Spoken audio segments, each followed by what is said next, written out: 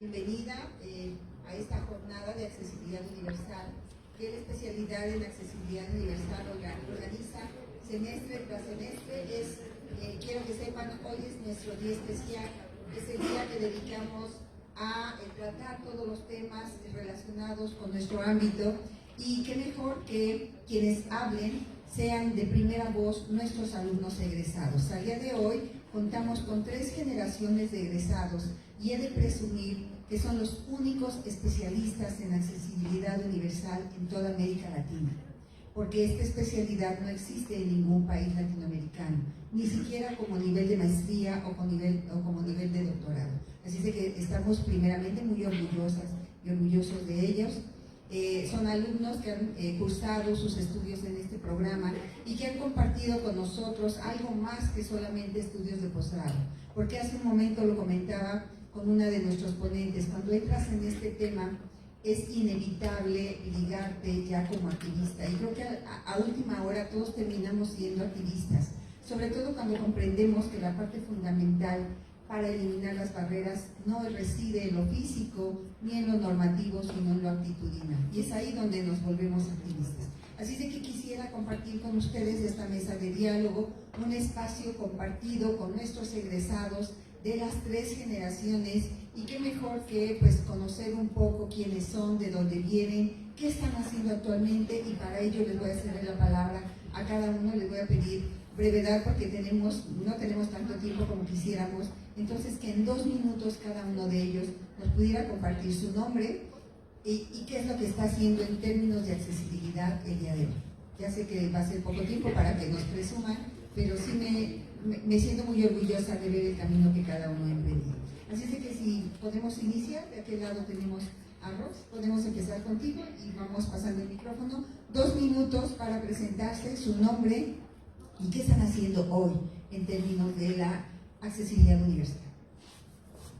Buenas tardes a todos, mi nombre es Roxana Guadalupe García Durán, arquitecto de profesión, especialista ahora en accesibilidad universal y maestrante de administración profesional organizacional.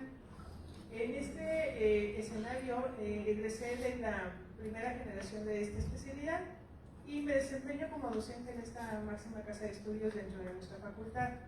También estamos haciendo trabajo de concientización dentro de otras escuelas de arquitectura. Un compañero de la especialidad y yo nos hemos dado la tarea de permear este conocimiento a través de pláticas gratuitas en otras universidades, y también estamos promoviendo cursos de capacitación, así como estamos integrando también empezando a integrar el Colegio de Especialistas del Estado de México, especialistas en accesibilidad universal, con el fin de fortalecer este nuevo paradigma, este quehacer profesional, y sobre todo hacer valer las leyes que ya nos rigen en términos de arquitectura, y no está limitado a la arquitectura, sino que es un quehacer multidisciplinar. Mis compañeros de generación tienen distintos perfiles y estamos integrando este colegio por esa razón, para poder integrar todos los perfiles posibles dentro de este quehacer que nos aborda ahora en el devenir de toda la arquitectura, todo el multidisciplinar, para poder integrar lo que realmente es accesibilidad universal, como un derecho al espacio, a la comunicación y a todo lo que nosotros damos por sentado. Muchas gracias. Bueno, y recibimos con un aplauso a Roxana.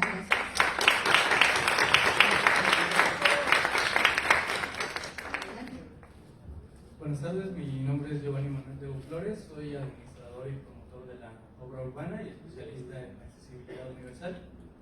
Primero estamos tratando de hacer entender que los APOS sí existimos.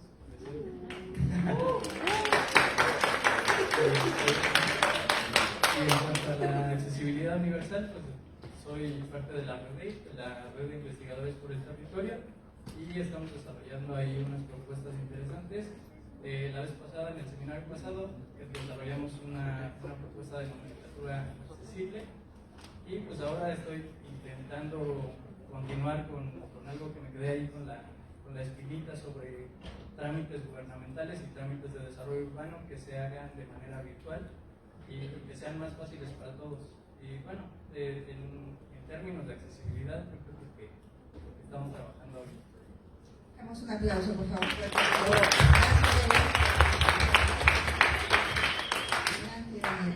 Hola, buenos días, tardes. Me presento, yo soy licenciada en Derecho, me llamo Daniela Sierra Solano, soy egresada del TEC de Monterrey y evidentemente egresada también, orgullosa egresada de la especialidad en accesibilidad universal de la segunda promoción.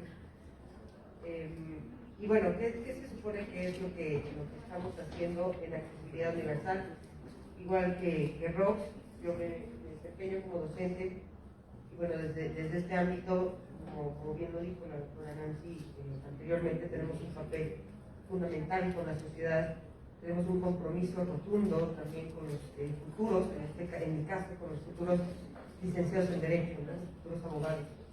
Evidentemente el compromiso es bastante alto, la verdad es que la exigencia también lo es. Entonces, bueno, desde ahí se trata de hacer este cambio, o al menos desde lo personal se trata de hacer este cambio. Ahora estoy estudiando la maestría, que es en estudios sobre la universidad, desempeñando una investigación sobre educación inclusiva en el sentido de voltear a ver a todos los grupos históricamente vulnerados, a veces no nada más de personas con discapacidad, sino personas adultos mayores que sabemos incluso pueden estar dentro de nuestros espacios. No se ha volteado a ver, no se les ha visto o no se les ha visibilizado. Personas de la comunidad LGBTIQ+, también, e incluso pueblos originarios. Eso es un tema bastante interesante. Entonces, pues la idea es abrir esta perspectiva de la accesibilidad universal y no entender la accesibilidad universal solamente para personas con discapacidad, que es un grupo que tenemos que atender, pero no es el único. Entonces, eso es lo que estoy por ahora desempeñando. Gracias. Gracias, le damos un aplauso, por favor. Bienvenida. Gracias. Bueno, pues yo soy Landy Elena y soy licenciada en nutrición.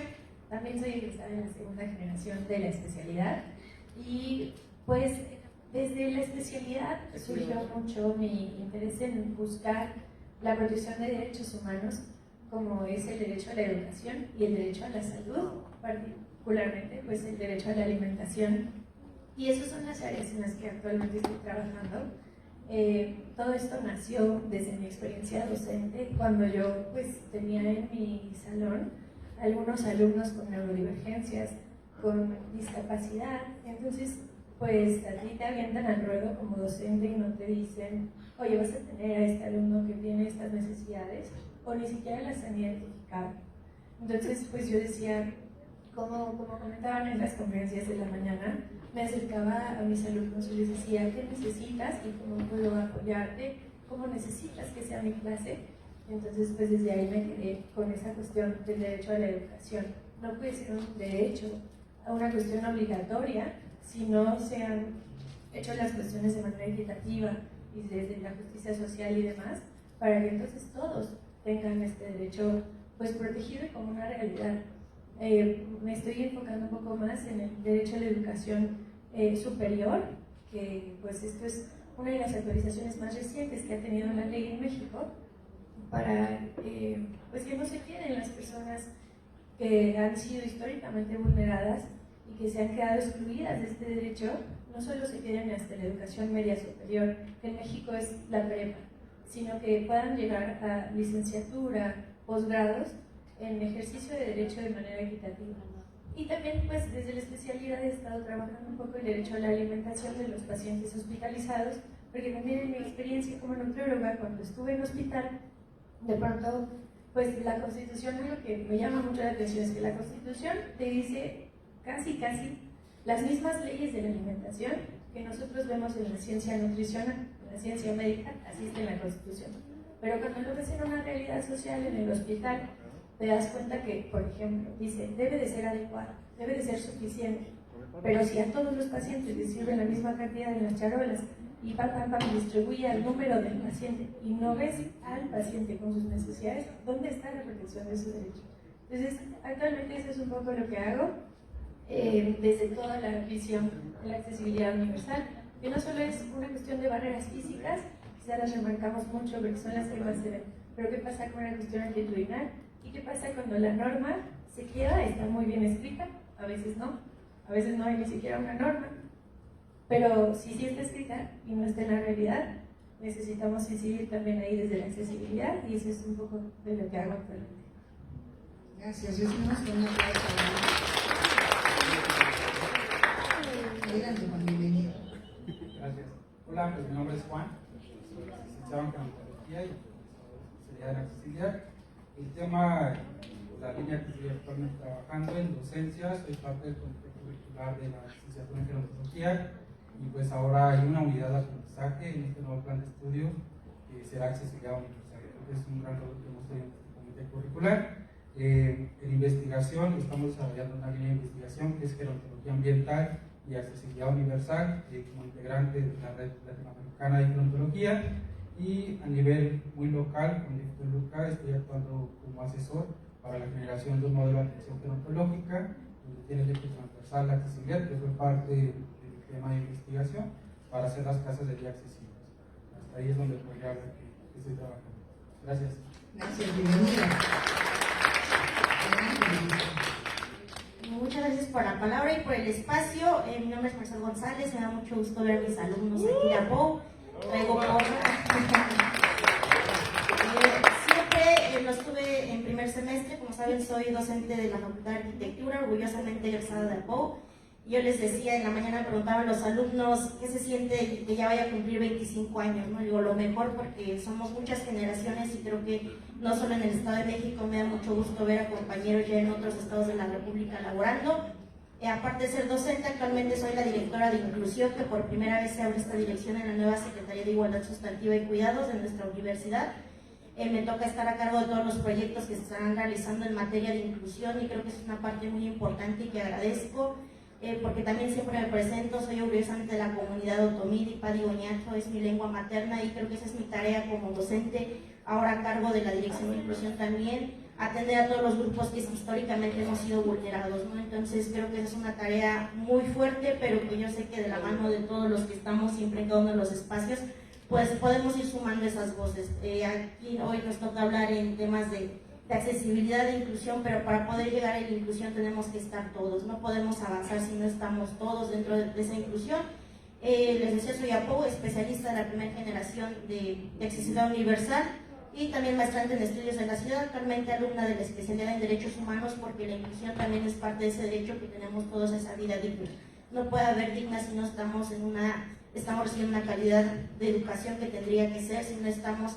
Hasta hace rato nos compartía, ¿no?, el derecho a los alimentos, como decía Landy, cómo comemos a un alumno con discapacidad dentro de la universidad, cómo consume alimentos, cómo hace una necesidad básica. Hace poco platicaba con un alumno de administración que me dice, yo salgo a la 1 de la tarde y tengo que esperarme, tiene discapacidad motriz, hasta las 5 que vengan por mí porque no hay manera que yo me mueva de la facultad. Entonces creo que mi trabajo ahora pues es estar a cargo de todos los proyectos que tendrán que estar dando un giro tremendo en nuestra universidad, pero sobre todo la parte más importante, que ya lo han dicho mis compañeros, es la actitud y la voluntad. Si no hay actitud, si no hay voluntad, si no hay ese cambio de esa barrera que tenemos, sobre todo desde nuestros privilegios, que a veces nos toca estar vendados, yo siempre he dicho, a veces esa ceguera que nos pone la venda de no querer aceptar lo que se vive allá afuera o de que el que está al lado de mí lo está sufriendo, creo que es la principal barrera que tenemos que enfrentar y que cuesta mucho y es la más difícil de cambiar, pero pues aquí estamos para sumar fuerzas y voluntades sobre todo. Muchas gracias.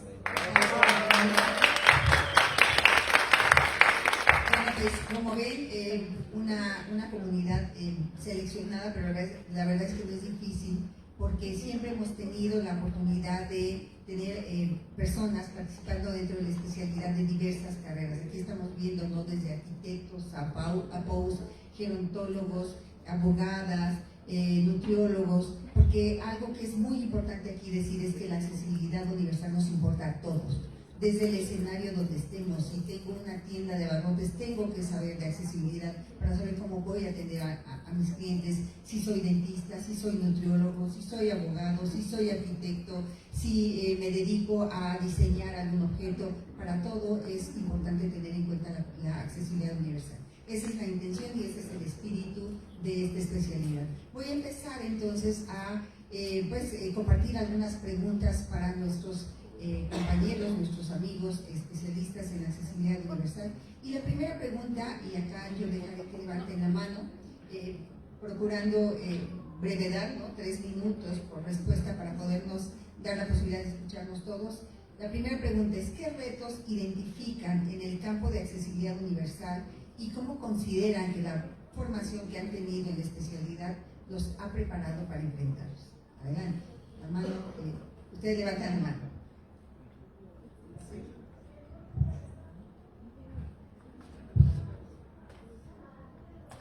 Bueno, sobre los retos que yo me he percatado y que me ha ayudado bastante esta perspectiva o esta visión que se ha desarrollado gracias al estudio de la accesibilidad o esta investigación de la accesibilidad universal.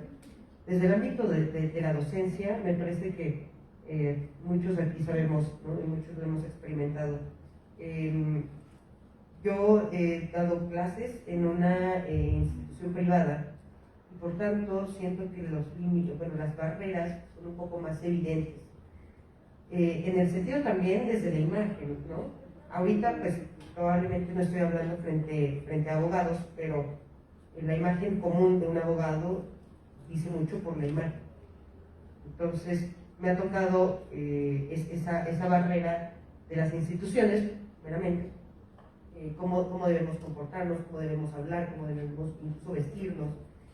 Y algo que para mí siempre fue un choque, una disculpa, fue que en el TEC de Monterrey a mí jamás se me exigió eso. Entonces yo no tengo ese chip y por lo tanto a mí me costó muchísimo adaptarme a ese chip.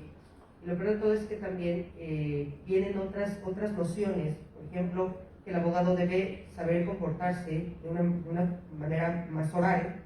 Cuando tengo alumnos que probablemente tienen alguna cuestión ahí, no sé, por ejemplo, me ha tocado una alumna que acomodeaba mucho y le daba mucha pena hablar en público. Y claro, por un lado dices, pues en la carrera tienes que hablar en público y saber expresarte. Y por otro lado, estaba yo como su docente y decía, bueno, también desde mi compromiso con esta docencia tengo la oportunidad de cambiar, al menos contigo, al menos con mi materia, la forma de evaluar. Entonces creo que eso va muy ligado a lo que decía la doctora Nancy y que ahorita repitió Landy, el hecho de acercarnos a nuestros alumnos y también ser conscientes de que existen necesidades que nosotros tenemos que atender desde una cuestión más empática y evidentemente entendiendo desde esta visión de la accesibilidad universal, todas las personas, aunque no lo tengamos visible, podemos tener alguna cuestión que nos haga que nos haga sentir vulnerables. En este caso con esta chica que tartamudeaba, a mí afortunadamente, mejor dicho, desafortunadamente la institución no me apoyó, pero sí el compromiso que tuve como docente creo que fue muy funcional, más en esta cuestión de la accesibilidad universal. Esos son los retos que yo me he encontrado como docente.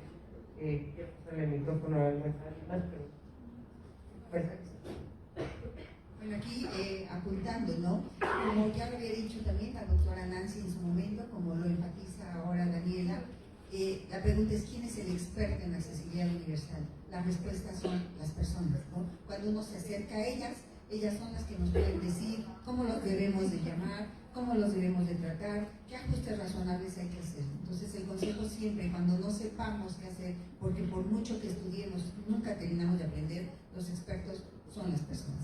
Adelante, Marisol.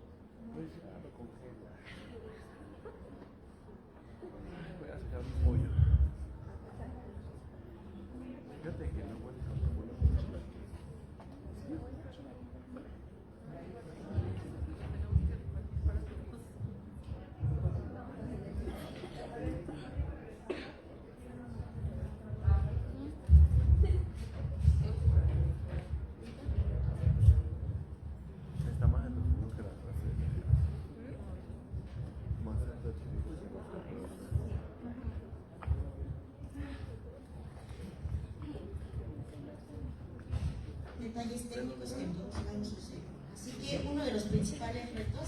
Continuando con la pregunta, creo que es el de aceptar la diversidad. Eso es algo muy importante, aceptar y reconocer que todos somos diversos.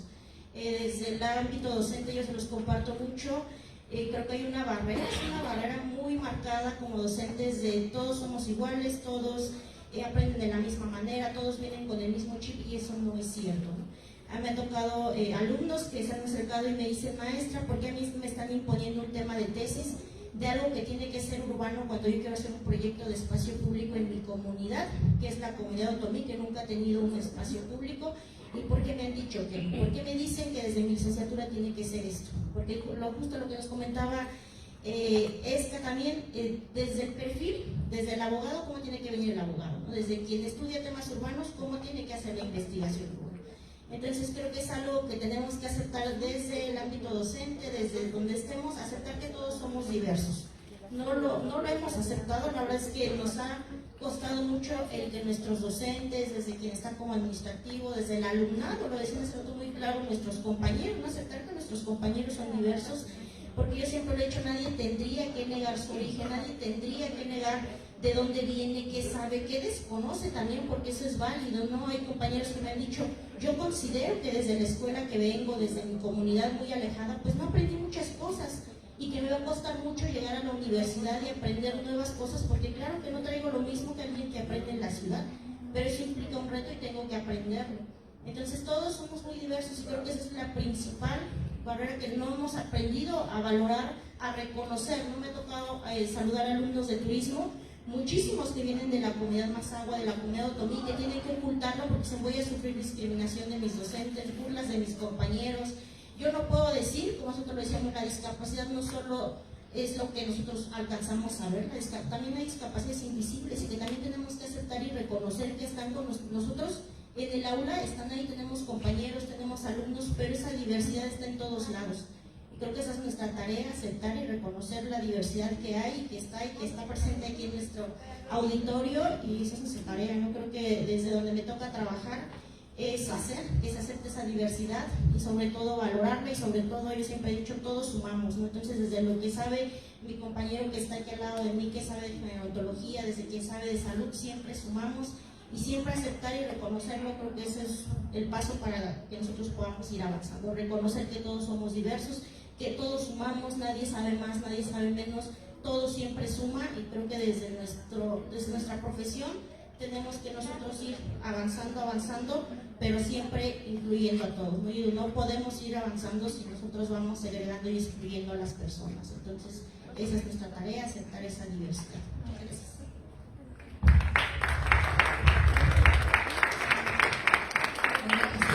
La verdad es que este sí es una celebración personal, que la Dirección de Inclusión a nivel universitaria esté en hombros justamente de un especialista en accesibilidad que entiende y ha vivido cuáles son las necesidades para que la inclusión se logre, porque siempre lo hemos dicho acá, ¿no? La inclusión es la meta, pero el camino se llama accesibilidad universal. Bueno, no sé si alguien más quiera responder a esta pregunta o vamos a la siguiente. La siguiente. ¿Qué papel consideran que desempeña la accesibilidad universal en su área profesional? ¿Quién dice?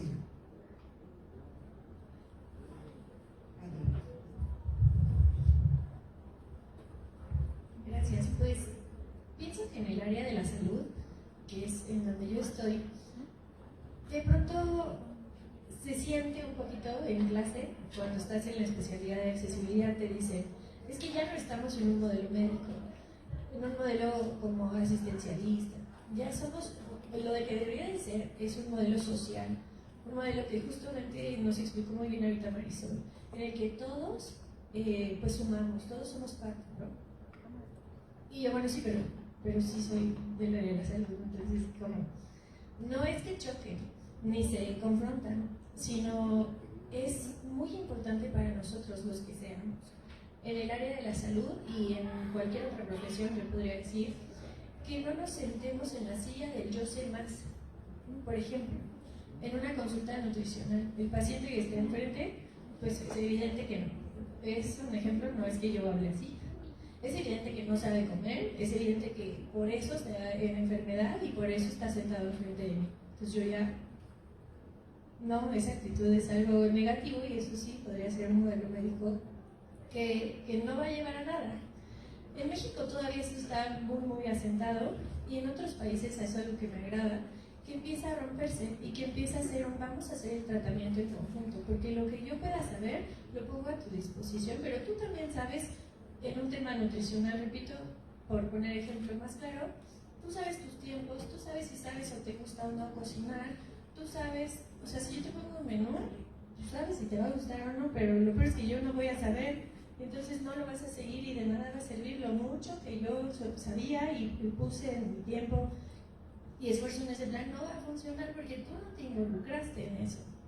Y eso puedo pensar que también, por ejemplo, el diseño es muy importante.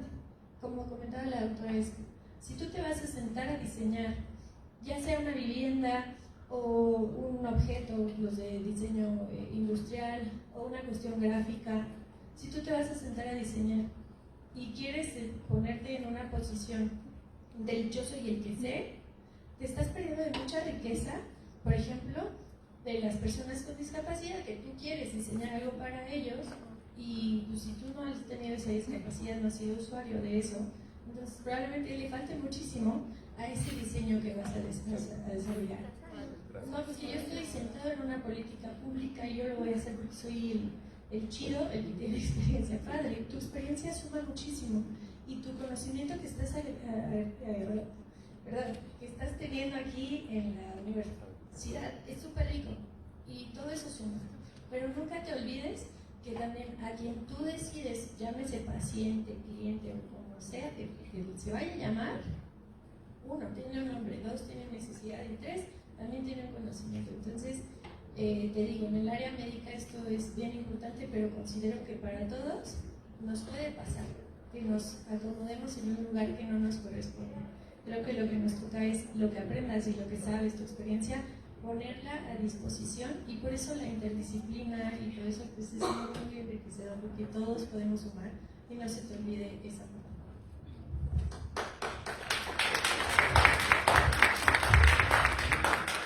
Cerrar un poco la idea para poder contextualizar. Landy ha hecho alusión al modelo médico.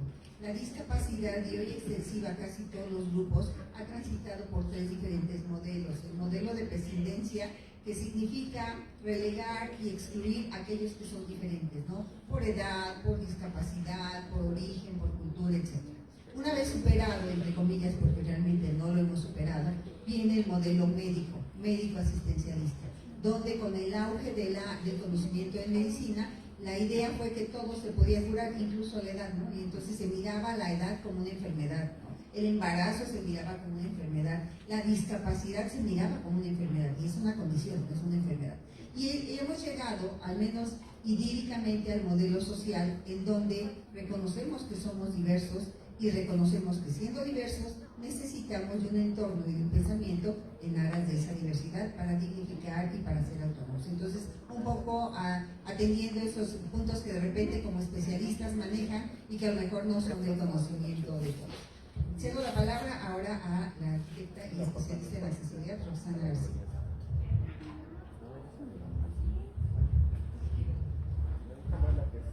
Muchas gracias, doctora. Gracias, compañeros. Bueno, en este entendido de cómo lo vemos como la accesibilidad universal en nuestra área disciplinar, también cabe decir que la accesibilidad universal inicia desde la puerta de tu casa. Y me atrevo a decir que desde el interior, pero bueno. Si las condiciones al abrir la puerta de tu casa al exterior no se dan para que tú puedas salir, no puedes llegar a ningún lado. O sea, no hay forma de que tú transites por una banqueta que no tiene el espacio suficiente o que no esté en las condiciones óptimas. No hay forma que tú puedas acceder a un transporte público si el transporte público no tiene las condiciones para que tú lo abordes. No hay forma de que tú llegues a algún lugar si esas condiciones de entrada no se dan. Entonces, ya no hablemos del interior de los espacios. O sea, si bien es cierto el quehacer profesional del arquitecto son los espacios, también interactuamos con muchos otros factores como la comunicación, que no es precisamente la más clara en un arquitecto, pero por eso es muy importante, y lo decía mi compañero y lo han repetido mis compañeros, tenemos que ser multidisciplinares. Pero la parte fundamental de esto es que a los arquitectos nos enseñan o nos forman para poder guiar a un usuario o diseñar para un usuario en específico, cuando en realidad tenemos que diversificar ese usuario. Si bien es cierto, tiene que satisfacer las necesidades de una persona en particular, pero, por ejemplo, les voy a poner un ejemplo para hacerlo un poco más claro. Si nosotros nos contratan para diseñar una casa, es obvio que la persona que nos está contratando espera que las necesidades de su familia, sean 5, 10, 20, no sé cuántos se dentro de la casa, sean satisfechas. Y entonces uno se focaliza a esa casa. Pero ¿qué pasa en este nuevo ver del mundo en que, por ejemplo, nosotros casi no nos movíamos, no había movilidad y laboral menos, ¿no? Esa es mi generación, pero la de ustedes se va a mover mucho. O sea, es más, de los que están aquí, que son mucho más jóvenes que yo, muchos de ellos han cambiado de residencia solamente por un empleo. ¿Cuántos de ustedes ya, bueno, ustedes son estudiantes, ¿no? Pero no sé, sus papás también a lo mejor los movieron de residencia por seguir un empleo? Entonces, es bien cierto que ustedes se pueden mover hasta de país. Entonces, esa movilidad que se usaba para solamente contemplar un usuario queda un poco desierta. Nosotros tendríamos sí satisfacer la de ese familia en particular porque nos están pagando para ello, pero no dejar inservible la casa para un reuso cuando ella se venda. Cuando esa casa se venda, obviamente tendría que satisfacer las necesidades de otra familia y ya no está tan focalizado, ¿verdad? Ya está un poco más abierto. Entonces, llevamos dos cosas. Una, la accesibilidad empieza desde casa. Dos, el usuario no tiene que ser tan específico, sí cumplir con lo que se espera, pero no ser tan específico. Ser un poco más abiertos a la diversidad. Y sobre todo, esta parte del diseño tendría que ser participativa. Es decir, involucrar a las personas que están dentro de esa necesidad a diseñar con nosotros, que no estamos acostumbrados a eso. O sea, nosotros les hacemos una serie de preguntas, así de qué es tu necesidad, a ver qué es lo que haces, cuál es tu actividad, casi como diagnóstico, pero no los involucramos en el diseño, solamente les entregamos un producto final. Y esa parte es la que nos perdemos dentro de esa diversidad. Y además, ese quehacer también nos enseña. Cada proyecto es una nueva página de enseñanza dentro del quehacer profesional del arquitecto. Entonces, por eso muchos buscan arquitectos más maduros, que ahorita la verdad es que los jóvenes están buscando jóvenes porque hablan su mismo idioma. Pero seamos jóvenes o seamos maduros, de todos modos tenemos que voltear a ver esa diversidad y focalizarla con un diseño participativo para que sea más fructífero, más rico para ambas partes y sobre todo que no nos perdamos en ese solamente diseñar para algo, sino también ya están entrando en desuso los edificios. Muchas gracias.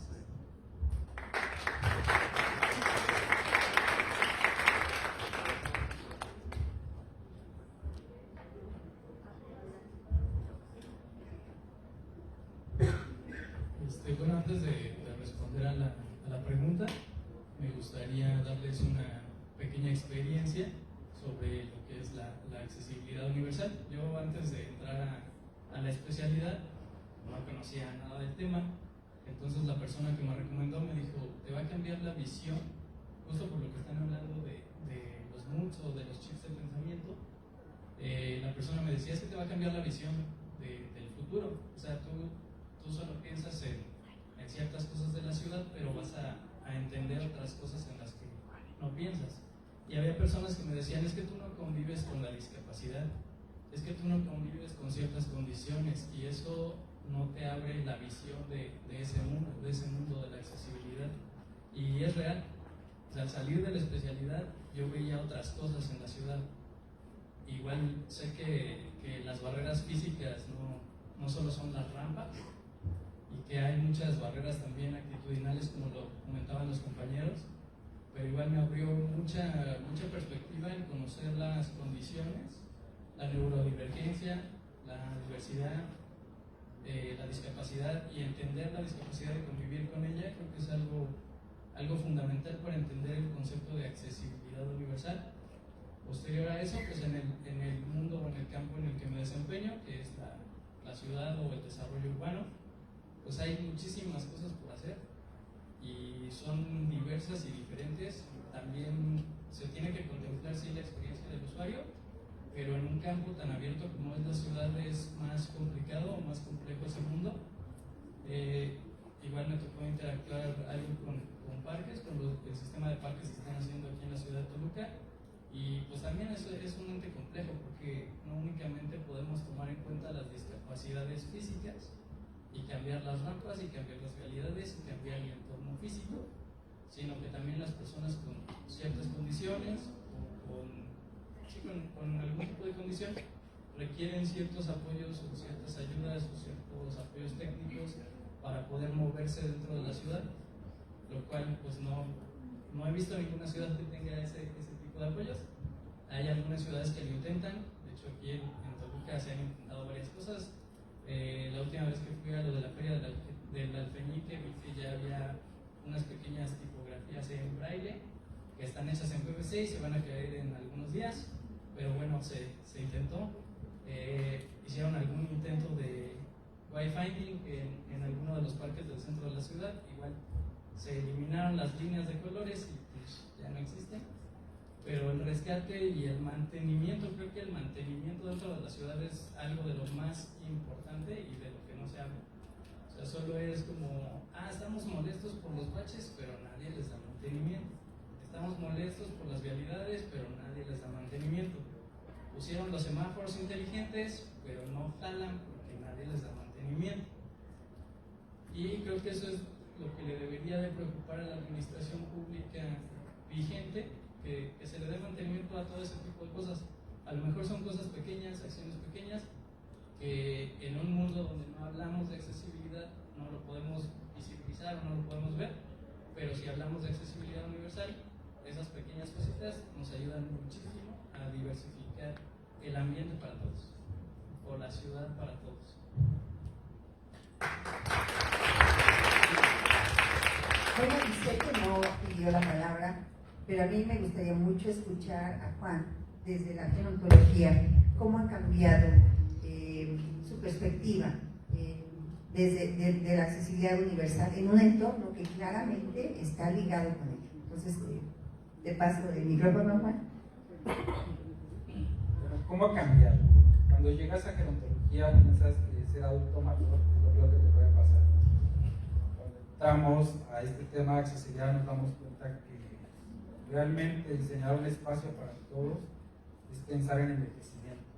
Hay un tema, y ahorita como comentaba nuestro colega Davo, que son las ciudades y comunidades amigables. La semana pasada tuve que estar aquí con algunos apoyos.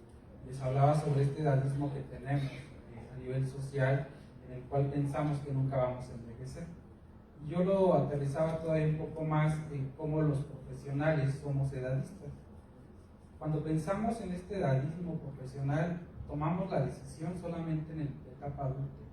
Quizá a veces no pensamos quién va a vivir ahí ni cómo va a envejecer.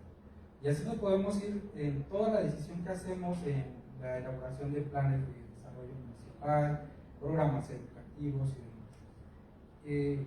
Ahora que trabajo como colaborador con Víctor Luca, justamente les decía esto, los entornos realmente son los que están siendo inaccesibles o nosotros desde la política pública los estamos volviendo inaccesibles para ellos.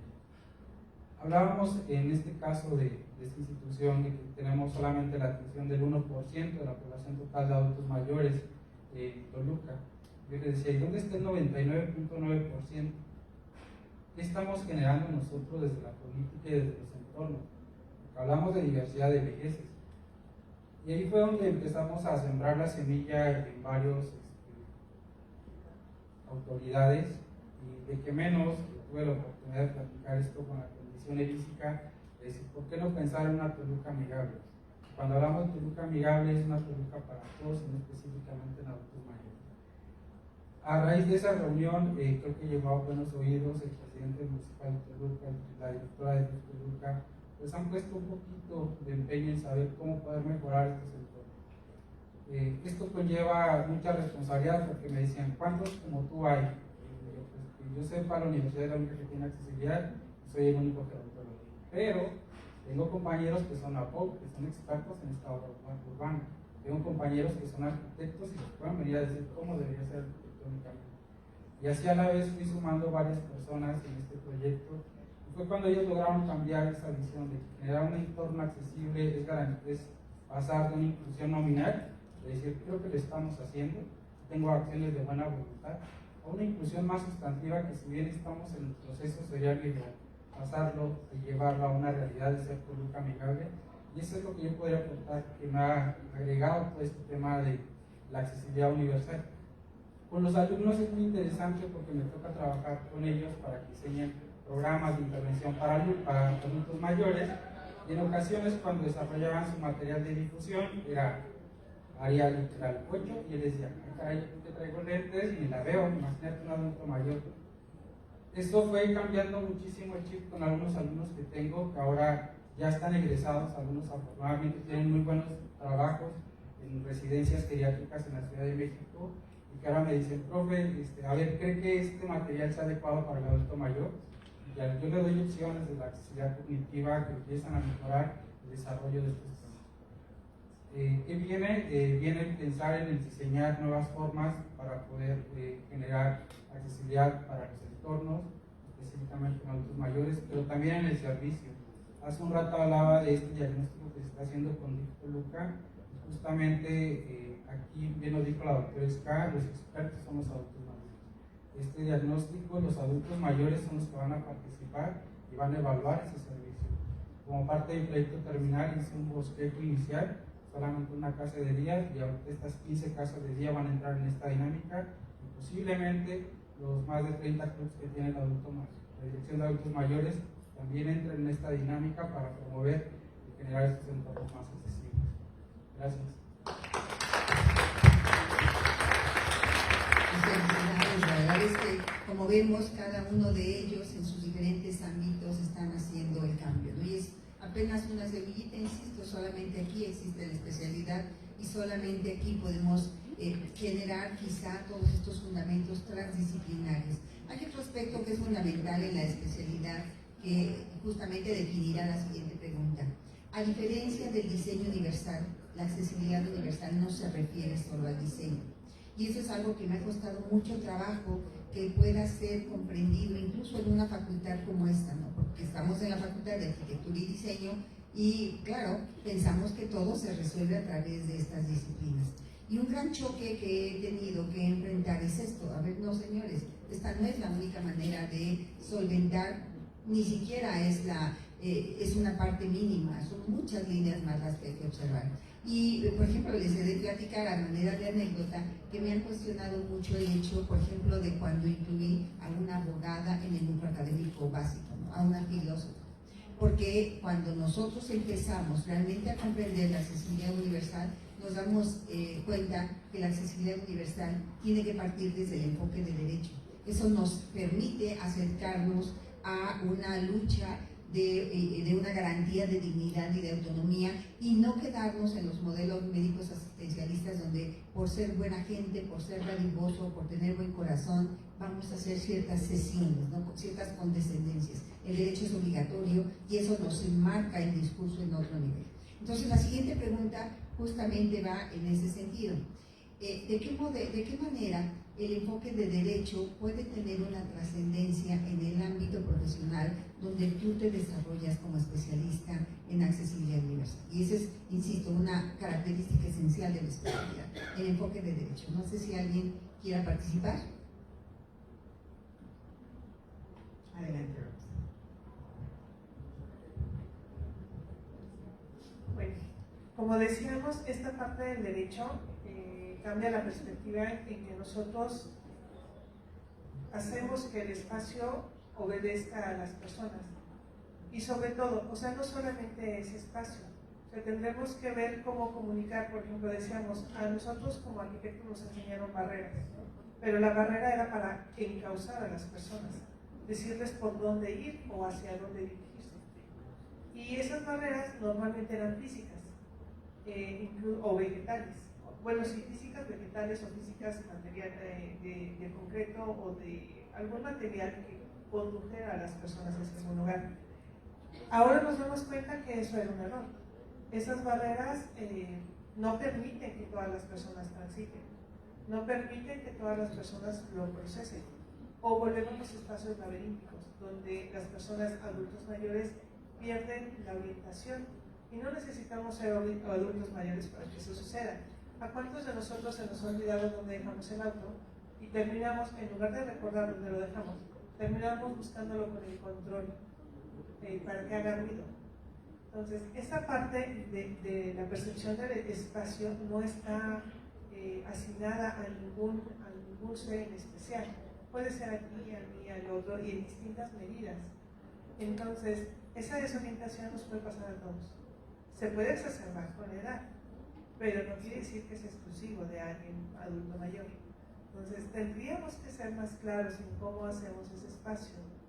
El término es lectura fácil, tanto en lo físico como en lo comunicacional, de cómo podríamos hacer que estas personas pudiesen tener un acceso libre hacia el espacio, ejerciendo en plenitud su derecho al espacio, indistintamente si es privativo o es público.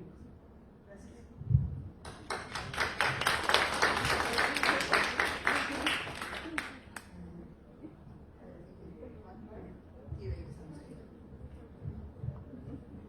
La pregunta con el por qué el enfoque del derecho tiene cierta trascendencia en la accesibilidad.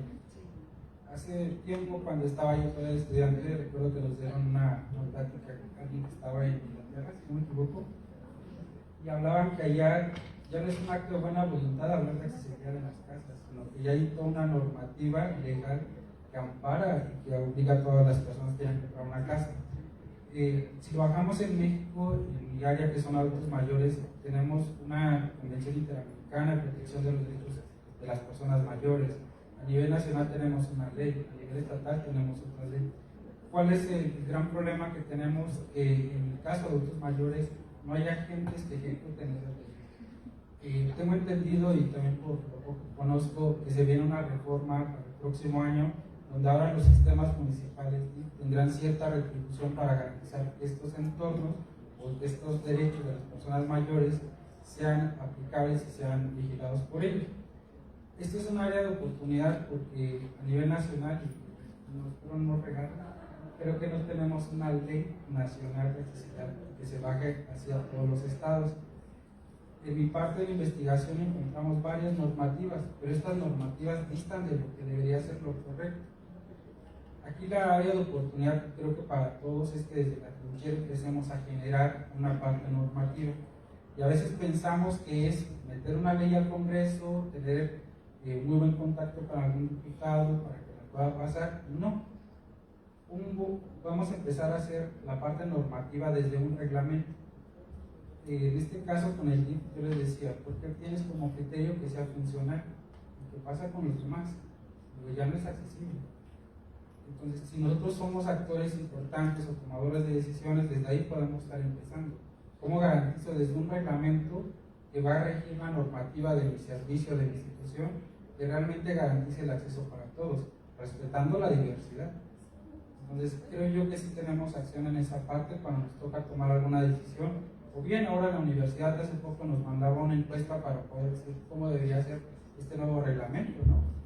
Yo les preguntaría cuántos de nosotros propuso una área específica para garantizar la inclusión y la educación básica, la educación universitaria para todos. Entonces creo yo que desde ahí podemos tomar parte de esto, en la cuestión legal y sobre todo aplicarla a la accesibilidad universal. Gracias. Adelante, Dani. Gracias. Bueno, desde la cuestión de derecho, me parece que quisiera rescatar aquí algunos puntos importantes que voy a compartirles una pequeña anécdota. Teniendo a mi mamá aquí del lado izquierdo, yo crecí con arquitectos, yo siendo abogada, bueno, no en ese momento, ¿verdad? Pero crecí con esta idea de los espacios y de lo estético. Y algo que siempre critiqué, y que hasta la fecha he criticado y a la fecha me han linchado los arquitectos, es que para mí la arquitectura es un privilegio. Para mí la arquitectura es una cuestión estética. Cuando empiezo a estudiar en la accesibilidad universal y evidentemente ver este este cambio de óptica que se les ha dado a algunos arquitectos por esta cuestión de la accesibilidad universal, me doy cuenta lo importante que es la arquitectura, pero considerando la arquitectura no desde este ámbito privilegioso de, pues quiero, y por capricho, ¿no? Quiero tener aquí una fuente, ok, sí, quiero tener un espejo de agua, ok, sí, qué padre, pero no es accesible. Entonces, desde este punto de vista, pues evidentemente crecí con una cuestión un poco diferente, quizá, con base a lo que yo entendía por algo accesible, algo que todo mundo pudiera usar, en la cuestión de espacios físicos, claro. Y ya en la cuestión de, como lo decía Juan hace ratito, en la cuestión como normativa, tenemos un problema en México, y la cuestión es que en México no existe una conexión, mejor dicho, hay una desconexión total y rotunda entre nuestras leyes y nuestras normas y nuestro sistema gubernamental, algo que hasta el cansancio nos dijo alguien que no está aquí presente, pero que al menos yo le tengo muchísimo respeto, que es la doctora Itzel, que fue la que nos enseñó de esto, ¿no? Y nos decía cómo no existe esta conexión entre el sistema gubernamental y todo lo que hay en nuestro marco jurídico. Y claro, ahí empieza uno a entender por qué las cosas son como están, ¿no? O por qué no románticamente vemos el mundo desde la Constitución, que si, bueno, viviéramos en el mundo de la Constitución no existiría ningún problema. El problema es que existe un mundo muy diferente a lo que dice nuestra Constitución. ¿Por qué? Porque no existe un sistema gubernamental que realmente avale todo esto. Entonces, por ejemplo, la cuestión de las normativas, ahí hay un conflicto. ¿Cuál es el alcance que pueden tener esas normas? O cuál es, por ejemplo, la importancia de que tengamos una declaración, una convención, etcétera, etcétera, etcétera, y que de verdad México se la ratifique de manera tal que para nosotros sea algo coercible, para nosotros sea algo que podamos reclamar, porque hasta hace unos años eso no existía. Y México, citando a otra abogada, dice, México es el país de la pluma, porque se la pasa firmando y firmando y firmando convenciones, declaraciones, tratados, pero realmente no se esfuerza en cumplir con eso. Y no se esfuerza porque evidentemente existe todavía una cultura que venimos arrastrando, una memoria histórica, que lo mencionaba también la doctora Itzel en clases, que generalmente hace imposible que sea una realidad para nosotros. Entonces, desde mi área profesional, creo que la perspectiva de derechos humanos es tan importante, bueno, pues porque soy abogada, número uno, y número dos, porque al entender esta perspectiva, al entender que estos derechos, como bien lo dijo, me parece que Rox o no recuerdo bien, ya no es solamente un discurso, ya no es nada más acciones buenas que hacen algunas autoridades o algunos funcionarios, ya no es una cuestión de buena actitud, es una cuestión de obligación. Y en la medida en la que entendamos esto, creo que puede cambiar la óptica y la perspectiva y la circunstancia que estamos viviendo en México respecto a la accesibilidad universal y los grupos históricamente vulnerados. Gracias. Vamos a generar una última pregunta para después abrir un espacio de diálogo, ¿no? Siempre existen algunas barreras invisibles y de repente eso también coarta. Entonces a mí me gustaría que después de esta última pregunta podamos tener una interacción entre los egresados de la especialidad y quienes hoy nos hacen favor de acompañarnos. La última pregunta para los egresados de mi parte es: ¿qué impacto ha tenido esta formación en tus relaciones personales o familiares, especialmente en la comprensión de la diversidad? Porque trascendemos, no solo somos profesionistas, tenemos un ámbito de desarrollo humano. ¿Cómo ha cambiado esto? ¿Alguien levanta la mano?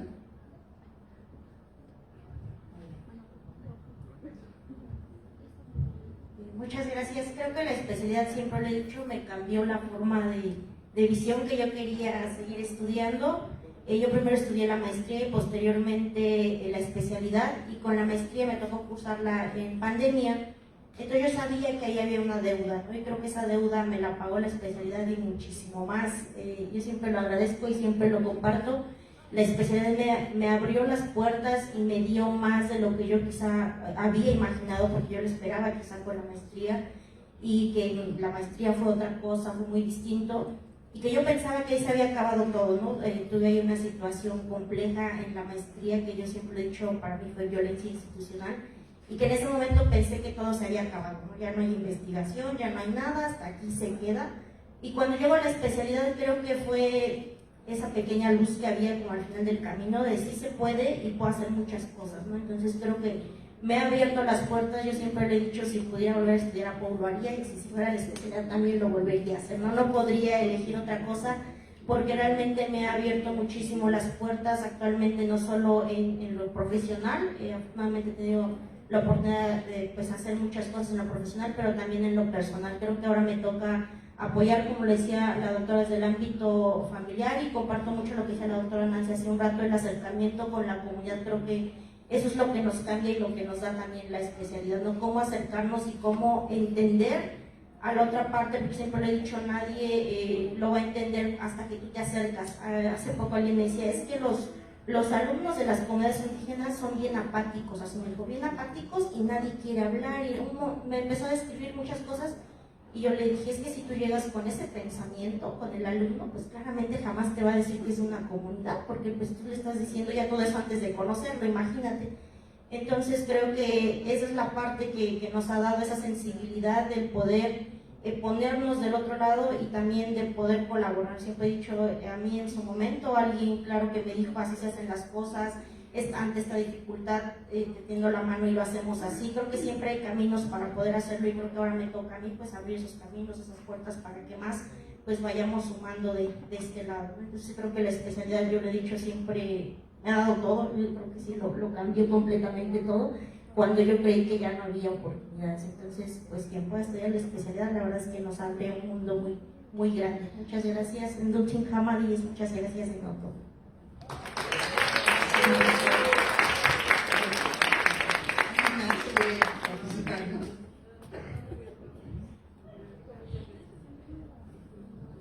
En esta parte de la accesibilidad universal, puedo hablar por todos cuando digo que todos los que estamos aquí sentados y los que continuamos en las salas transitando por la especialidad, nos ha traído un interés personal, sí, pero nos ha fortalecido y abierto el horizonte de la especialidad para poder hacer con y para ustedes un mundo mejor. La especialidad, por ejemplo, en mi caso, yo tenía, bueno, mi esposo tenía una abuelita, y esta abuelita estuvo en cama 5 años por un evento cerebrovascular. Esta abuelita murió de 100 años, o sea, 5 de sus últimos años los pasó en cama. Y esos 5 últimos años tratamos de hacer su vida un lugar mejor. Un lugar donde, por ejemplo, la llevamos al cine, la llevamos a obras de teatro, la llevamos a comer con nosotros. Y así aprendimos que en Toluca había muy pocos lugares accesibles para poder llevar a cabo ese fin. Si la intentamos incluso llevar a un parque, era prácticamente imposible. Para el cine llegamos a cargarla hasta 10 hileras de butacas arriba, con una sábana clínica para poderla tener más cómoda. Porque si bien recuerdan los lugares designados para las personas en condición diversa, habitualmente están en la parte baja por cuestiones prácticas de accesibilidad. Entonces, una persona de 95 años de edad ver durante 2 horas una filmación en esta postura, no me va a dejar mentir el gerontólogo, eso es casi imposible. O sea, es inhumano, no hay forma. Y eso estoy hablando de cosas simples. Sentarme a una mesa, a veces la mesa no le daba con la silla, no había forma de subirla a algún lugar donde hubiera escalones, había que salir de casa, por eso digo que la accesibilidad empieza en casa, salir de casa era bajarla de la cama a una silla de ruedas. Una familia al servicio de la familia, y lo hacemos con mucho cariño, es atender a la señora. Pero ahí fue cuando me di cuenta que nuestro mundo no es un mundo mejor, al menos no aún. A nivel mundial no hemos encontrado la fórmula. Ha habido muy buenas respuestas. México está ni siquiera en pañales, estamos en gestación.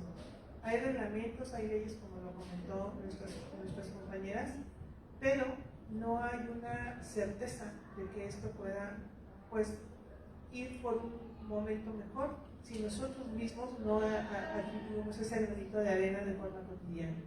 Gracias. ¿Alguien más quiere participar? ¿No? Ok. Bueno, parece que no, entonces abrimos el espacio para diálogo. Gracias. Si alguien tiene alguna pregunta, por favor, tenemos aquí alumnos actualmente cursando la especialidad, bienvenidos. Tenemos por ahí está Diana, mi querida Diana, una chica que viene de Sinaloa como instancia para conocer de cerca lo que estamos haciendo acá en la especialidad en accesibilidad universal. Tenemos por cierto, bueno, pues también algunos de nuestros ponentes, etcétera. Entonces, bienvenidas sus preguntas, escuchamos con atención. Adelante. Bueno, primero que nada, pues muchas gracias por todas las perspectivas, me parecieron muy importantes.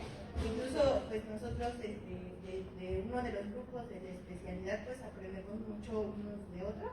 Algunos están trabajando, pues justo desde esta perspectiva intercultural, otros desde la perspectiva de la vejez, desde la perspectiva de género, ¿no? Etcétera. Entonces, yo tengo como dos preguntas, digámoslo así, o como parte de la conversación o del diálogo. La primera es que hace una semana nos metimos justo a un círculo de lectura de teoría crítica y este círculo de lectura está sobre todo personas con discapacidad y justo leíamos un texto de la doctora de accesibilidad y teoría crítica y esta persona, una mujer, ella nos decía que a ella no le gustaba la inclusión y decía que no le gustaba la inclusión por una cuestión estructural.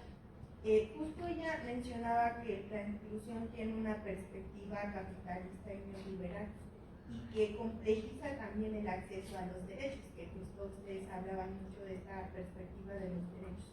Entonces a mí me gustaría, y ahí va mi primera pregunta, saber desde su experiencia y expertise, si nos pudieran dar como algunas premisas sobre cómo podemos afianzar esa inclusión sin caer en ese sistema que también no tiene condiciones de desigualdad y discriminación. Y la siguiente pregunta tiene que ver justo con esta cuestión de todos, interseccional, ¿no? O sea, ¿cómo podemos interpretar que la inclusión es para todos, pero también sin caer en invisibilizar los grupos interseccionales? Y eso, llevándomelo a la cuestión académica, particularmente, me gustaría saber su perspectiva, sus comentarios, el diálogo que tiene que ver con la importancia desde la academia de poder trabajar también particularmente con cada una de estas perspectivas que van sumando, ¿no? Justo es la perspectiva de género, de discapacidad, intercultural, de colonial, feminista, anticapacitista, de lenguaje inclusivo, de grupos que no se identifican con el sistema de género hombre-mujer y, bueno, edadista. Entonces, me gustaría, esas serían como mis preguntas. Gracias. Muy bien. ¿Alguien levanta la mano? Bueno, a lo mejor yo querría empezar un poquito para calentar motores. Espero que con eso nuestros egresados se animen. Creo que ya Daniela la pidió también. Y también Andy.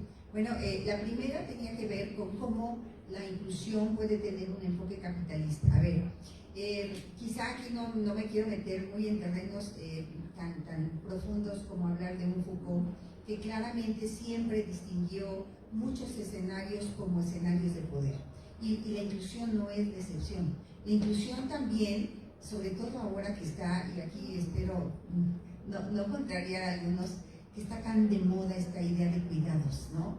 Y a mí, lo voy a confesar acá, tengo el defecto de ser demasiado sincera siempre y a veces eso me gana muchos problemas, pero a mí cuando hablamos de cuidados los pelos se me ponen de punta y digo demonios. Por un lado está la idea de cuidados, en donde hay un cuidador que ejerce un poder sobre el cuidado, porque hay una condición de ventaja de uno sobre el otro, y ese es Foucault, y eso no me gusta. Y por el otro está, por supuesto, el enfoque de derecho, donde no hay una persona, un grupo, un gobierno que se sobreponga a un grupo, sino que se coloquen en una condición de equidad, no de igualdad, de equidad. Entonces, si vamos por ese esquema, claro, la inclusión se convierte en un negocio redondo, porque además siempre lo he criticado y en mis clases critico mucho, aunque sé que muchos lo tocan, pero critico mucho el adjetivo de inclusivo si no va de la mano de la convierte en un discurso político. Y entonces todos somos inclusivos, hasta los gansitos, el Oxxo, el producto que quieran, la empresa que quieran, porque es lo que es políticamente correcto y además nos queda muy bien y además se puede convertir en un ingreso porque ahora somos una empresa socialmente responsable. Entonces se ha convertido en un negocio, ¿no? Entonces todo el mundo habla de inclusión, incluso les he de decir que a nivel de investigación también se convierte en un negocio, ¿no? De repente hay investigadores que en su vida pensaron en esto, pero pues hoy es el negocio, es lo que bien nos deja y además es lo que hasta Cecilia está aplaudiendo. Entonces vámonos por el camino, ¿no? Ahí está un terreno pantanoso que tenemos que cuidar. Porque además cuando empiezas a escuchar a todas estas instituciones que hablan de inclusión,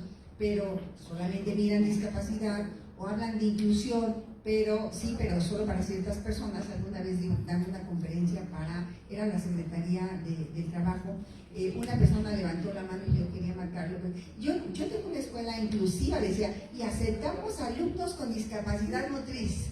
Y yo así como, ¿por qué no te retiras, te das la vuelta, pides disculpa y te alejas de mí, ¿no? Porque no puede ser inclusión si solamente lo vamos a hacer para un sesgo. Soy inclusiva pero solo para los grupos LGTB, no para los demás, no. Soy inclusiva pero solo para las personas de pueblos originarios. Entonces no eres inclusiva, entonces no estás entendiendo nada. Si desde ese esquema se habla del capitalismo, claramente hay que destruirlo, derribarlo y esclarecer cuál es la verdadera razón de la inclusión. Y yo lo defiendo muy fácil. Si no hay una estrategia de accesibilidad universal, lo que me estés diciendo es un discurso banal, ¿no? Porque incluso lo he increpado a gente que hace manuales de accesibilidad. En algún coloquio me tocó una ponente que estaba muy orgullosa porque había hecho un manual de accesibilidad. Y cuando le pregunté, ¿y de qué manera tu manual atiende, por ejemplo, a grupos no binarios, a una persona trans o a una persona gay? Y por supuesto que no había hecho nada. Entonces no estás hablando de accesibilidad universal.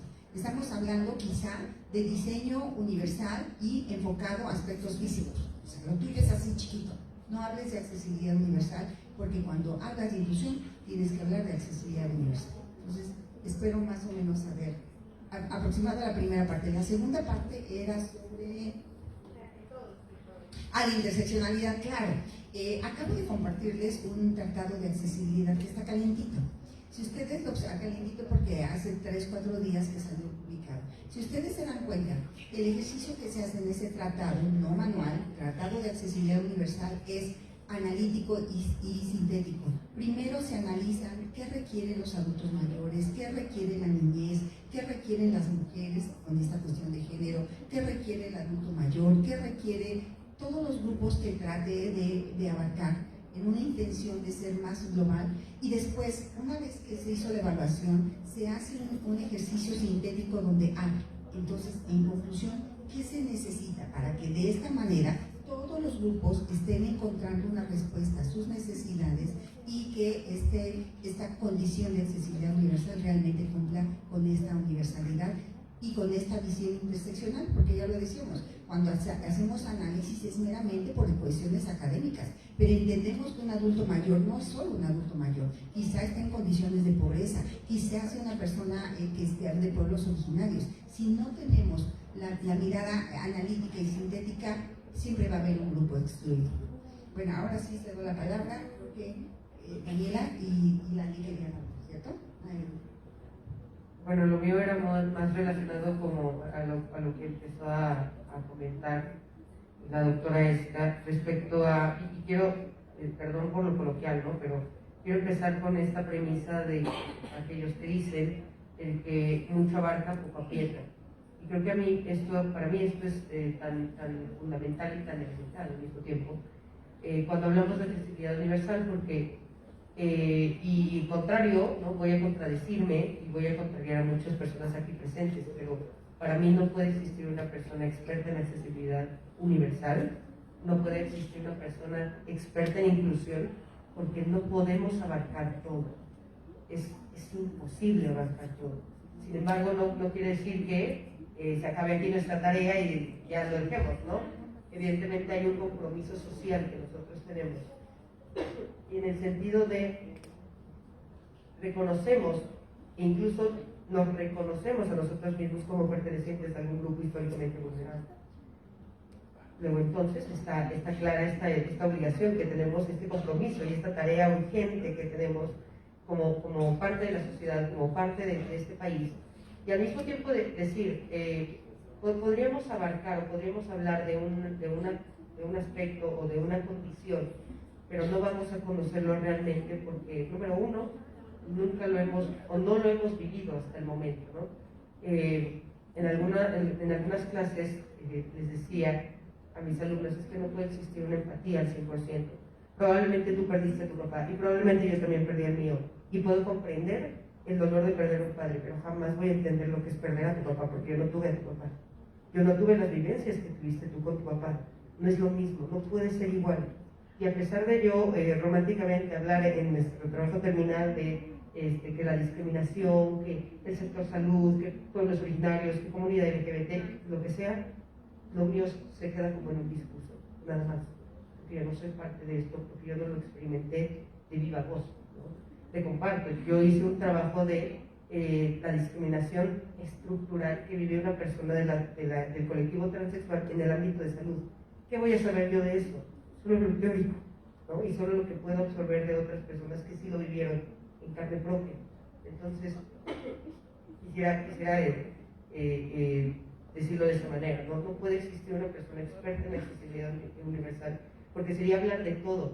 Yo te puedo hablar quizá de los movimientos feministas, ¿no? Porque me considero feminista, y te puedo hablar quizá de las vulnerabilidades de los colectivos LGBT, porque conozco gente de ese colectivo, y puedo hablarte quizá de comunidades indígenas, pero yo no soy parte de un pueblo originario. Yo te puedo decir entonces, ¿no?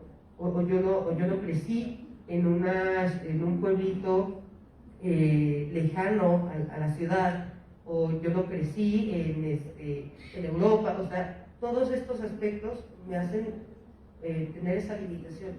Entonces, yo creo que no está de más tener ese compromiso, pero tampoco nos metamos. No podemos ser ni abarcar todo, porque sería imposible. Gracias. Sí, adelante, Elena. Bueno, pues gran parte de lo que iba a decir ya lo comentaron por acá, pero justamente retomando un poco lo que mencionabas de la teoría crítica y mencionando un poco también lo que decían, no podemos abarcarlo todo, sin embargo es importante que aunque nos hayamos acercado a la parte teórica, eso nos ayuda a ir viendo la diversidad y la riqueza que hay en eso. Entonces eso yo pienso que no se pierde, pero nosotros debemos ser muy enfáticos en no perder estos lentes de la diversidad y del fin que tiene la accesibilidad universal, que es la inclusión.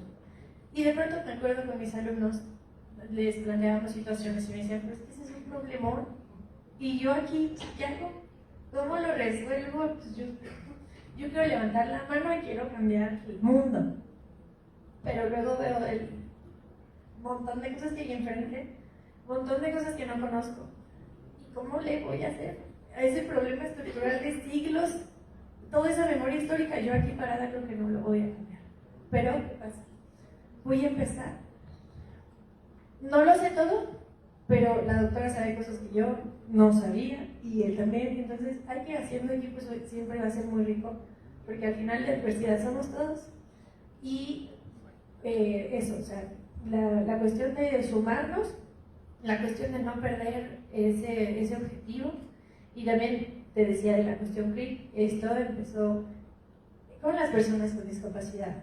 Y por ejemplo, yo les he de contar que tengo 2 hijas y mis embarazos fueron muy diferentes. Mi primer embarazo yo me sentía como si no estuviera embarazada, nada más porque de pronto ya no cabía en algunos lugares. Pero con mi segunda bebé sí fue muy diferente. Y todavía, yo empecé la maestría y a la semana nació mi bebé. Entonces cuando era el tema de las tareas y de retener, y bueno, es que es mi compañera, entonces no sé si te diste cuenta, pero cuando yo participaba en la especialidad y luego mis participaciones en la maestría, se me iba el rol, las palabras así, no, porque hay cambios en tu cerebro en los embarazos, y pues no sé por qué no pasó en el primero, pero en el segundo fue muy evidente. Entonces, te estoy contando como algo muy personal para tratar de que cada uno lo podamos aterrizar. Yo empecé a darme cuenta que las personas que pasamos un embarazo y diferentes cosas, hay cuestiones fisiológicas que cambian y que entonces no nos sintamos extrañas. Las mujeres que pasamos por un embarazo, es normal que de pronto se te va la idea porque tu cerebro está haciendo otras cosas.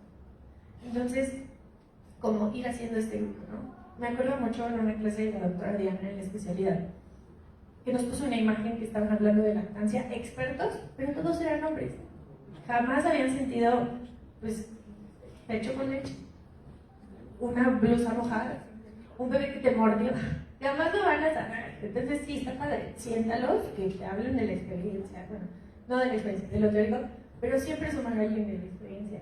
Y quizá, te decía de las cuestiones de la maternidad, porque quizá a ti solo te vaya a tocar una parte de toda la diversidad. Por eso, no pierdas la riqueza que hay en la diversidad, no perder esos lentes de todos somos diversos, todos enriquecemos y todos vamos al mismo fin, que es la inclusión a través de la accesibilidad universal, aunque quizá a ti solo te va a tocar una parte. Quizá tú en el diseño gráfico vas a decir, no, mejor esa tipografía no, porque no la van a poder leer todas las personas. O quizá tú estás trabajando con alguien joven en la arquitectura, diseñando su vivienda, y te acuerdas, pero todos vamos a envejecer. O, no sé, cuestiones que pasan, mejor hacemos esta vivienda con estas cuestiones. ¿Qué te parece si a ti te encanta este tipo de loft con escaleras? Pero si mejor buscamos una forma que si cualquier cosa pasa, la vas a poder seguir usando, ¿no? Entonces, desde donde estés y hagas lo que hagas, si tienes esta visión de la accesibilidad universal, de la inclusión como fin, entonces vas a poder hacer algo y ya el problema no se ve tan grande, lo va a seguir siendo.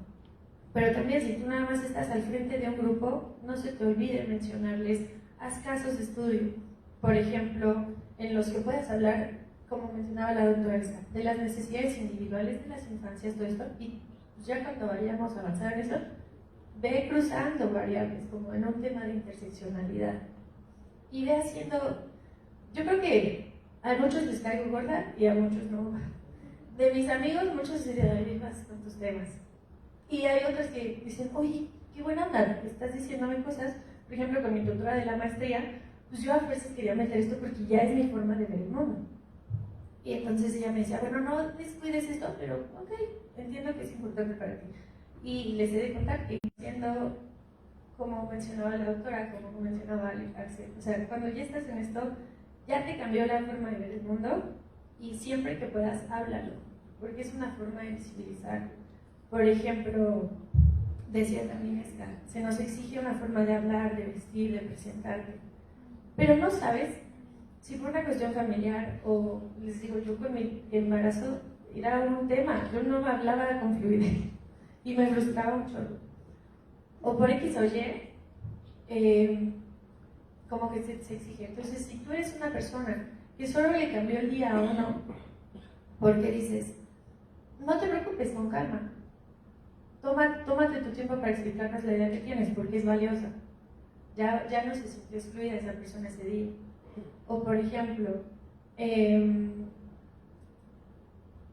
no sé, estamos hablando de un tema capacitista y edadista, pero a veces a las personas las hacemos sentir como que ya apúrate, oye, ¿qué tanto te tardas en el cajero? ¿No? Entonces, en nuestro día a día, en esas cositas, en nuestra actividad profesional y en nuestro discurso hay que tratar de que no solo se quede en un papel, que no solo se quede en lo teórico y que no sintamos que el mundo está encima, sino que somos parte de ese mundo y de esa solución.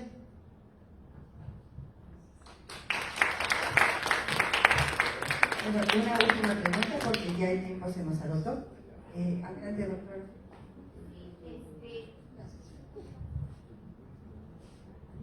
Gracias. Pues primero que nada, pues recordar la premisa de que uno siempre aprende. Yo me gusta que me llamen Nancy, porque siempre estoy en un continuo aprendizaje. Hoy me llevo de ustedes, de verdad, una visión diferente. Me gustan los temas urbanos, coincido con el compañero. Por fuerza he tenido que entrar a los temas de derecho. Cuestiones de gerontología, pues obviamente sí me veo. Y bueno, respetar, ¿no?, la parte de las comunidades indígenas, Igual, yo ahora el punto de vista es que desde nuestras trincheras, nosotros, por ejemplo, en el caso de la geografía, tenemos cosas que aportar. No lo vamos a abarcar todo. Yo ahora me voy con la visión de que la accesibilidad es un mundo, pero uno tiene que delimitar. Entonces, los felicito, qué bueno, me da gusto escucharlos, porque son el reflejo de un trabajo inmenso que hay detrás de esos planes de estudio, ¿no? Entonces, muy bien para quienes empezaron, continúan y continuarán con esta especialidad, ¿no? Espero unirme pronto a ustedes porque sé que tengo mucho que aprender, y también me llevo la lección de que tenemos que salir, o sea, en nuestro mundo tan pequeño no vamos a lograrlo solos, necesitamos unir fuerzas, ¿no? Todos tenemos algo que aportar, algo que sumar, y muchas gracias por la invitación, los felicito.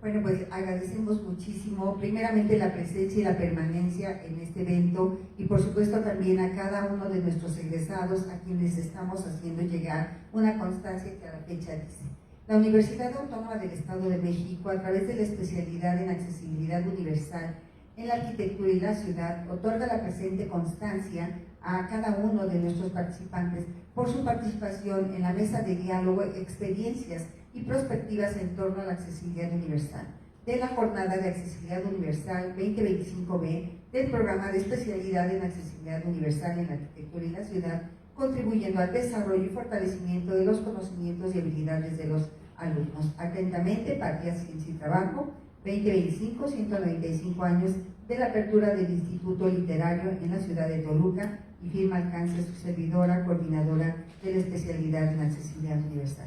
Agradecemos a cada uno, les hacemos llegar su constancia, agradecemos su permanencia, y una vez transcurrido el espacio para descanso y comida, nos encontramos en punto de las 3:30 de la tarde. Muchas gracias, bonita tarde. Gracias.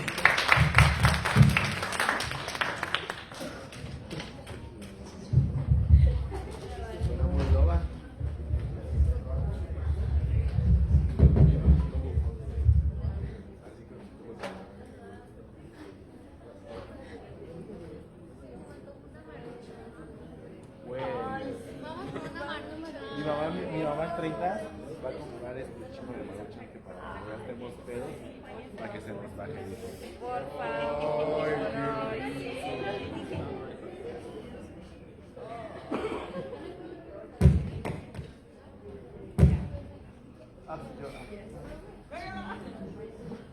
No me metiste el dedo, hermana.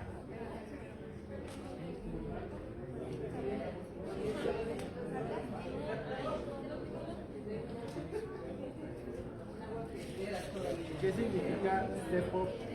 No C-pop, C-pop. China pop.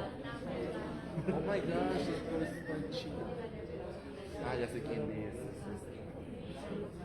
Ya viste tampoco.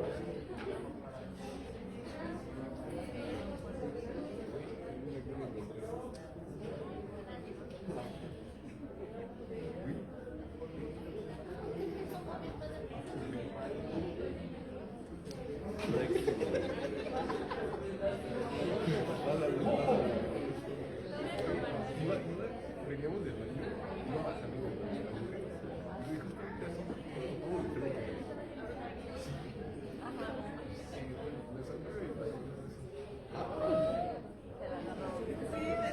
ojalá, ojalá. Y yo nada más le dije, ay, mira quién tenemos aquí. Ay, lloras hablando de señor. ¿Qué vamos a hacer?